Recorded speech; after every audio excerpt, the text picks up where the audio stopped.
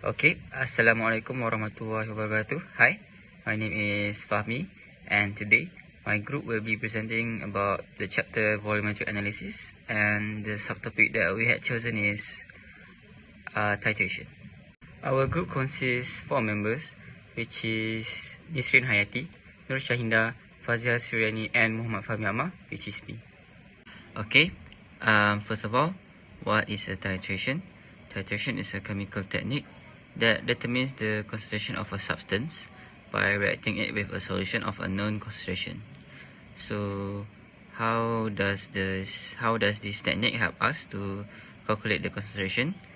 By measuring the volume of the known solution required to reach a specific endpoint, the concentration of the unknown solution can be calculated. Okay, for the titration process, first of all, we need to fill the burette and the flask with the solution, and then record the initial reading of the burette.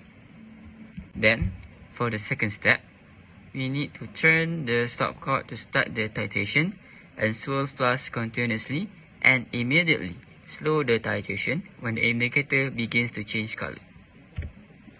Then, for the third step, stop the flow immediately when the color of the indicator begins to change permanently for at least 30 seconds, and record the final volume delivered in the burette.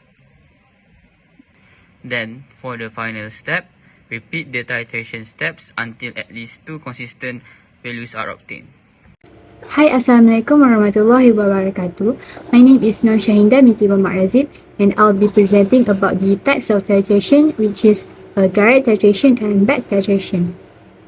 Direct titration is a direct addition of standard titrate to the analyte in the presence of acid-base indicator until the reaction is complete and reaching the equivalent point. Back titration is a titration where the concentration of an analyte is determined by reacting it with a known amount of excess reagent. Next, for the application of back titration that we choose is the determination of calcium carbonate in toothpaste. For the introduction of the experiment, toothpaste is acting as a basic substances and mostly produced from calcium carbonate, dehydrated silica gels, hydrated aluminium oxide, and others. Toothpaste is used to test for a base in calcium carbonate. In this experiment, we used the procedure of back titration, which we added the excess amount of the standard titrant to the analysis. The molarity of acid can be defined by the method called titration.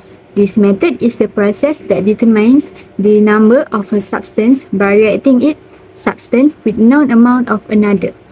Next, the methodology of this experiment. First of all, we need to make sure the scale was 0 to avoid any error in this experiment. Then 125 ml Erlen Meyer or Chronicle flask were put on scale, and 0.5 gram of toothpaste were weighed using spatula directly into 125 ml Erlen Meyer flask.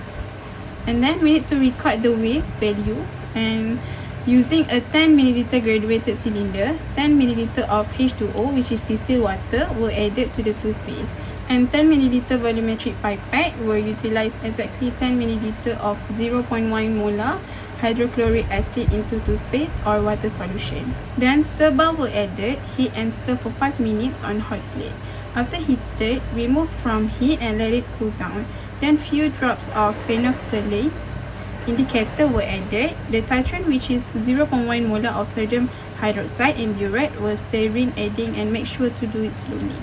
And then the pH was checked after every 1 ml of titrant added. Do not remember that both initial volume and initial pH was recorded. And then next, when solution start to turn pink but return to transparent, clear after swirling, slower, which is drop-wise perhaps, were added. After end point has been reached, the final pH and final volume were recorded. Then titrant was continued added, which is an additional 4 ml of titrant. To get the best result, again check the pH after every 1 ml has been added. This experiment will repeated 2 more times, and this will give a total of 3 separate titrations. After that, the waster were disposed in large beaker provided, and please remember that do not dispose off down the drain.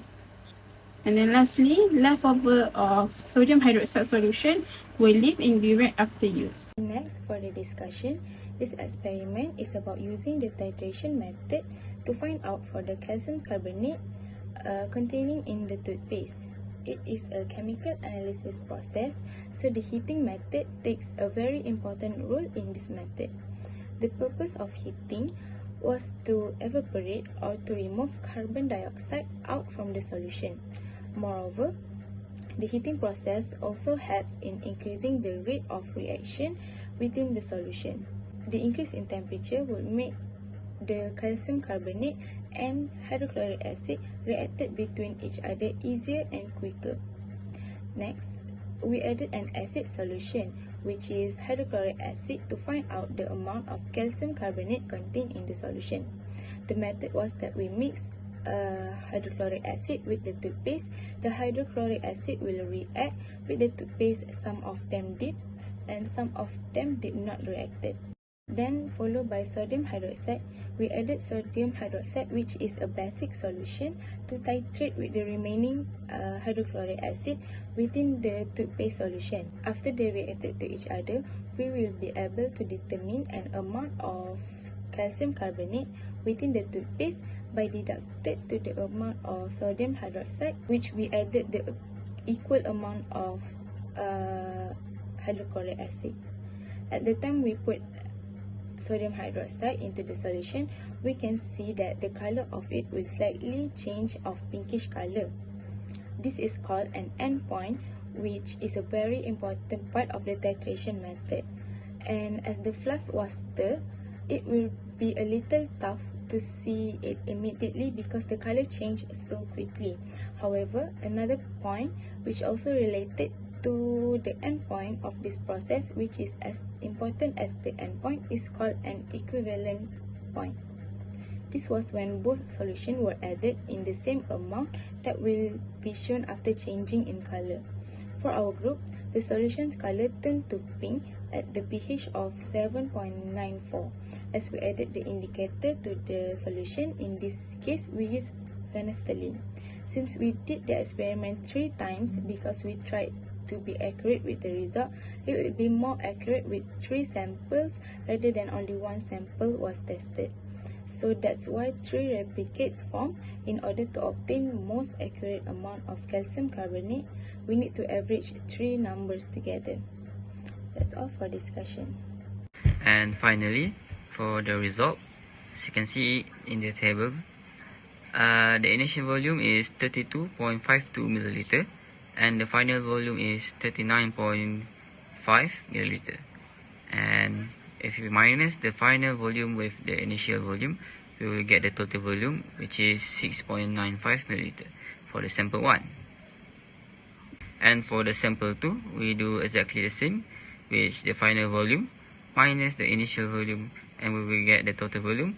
And from the total volume, you can calculate the concentration of the substance.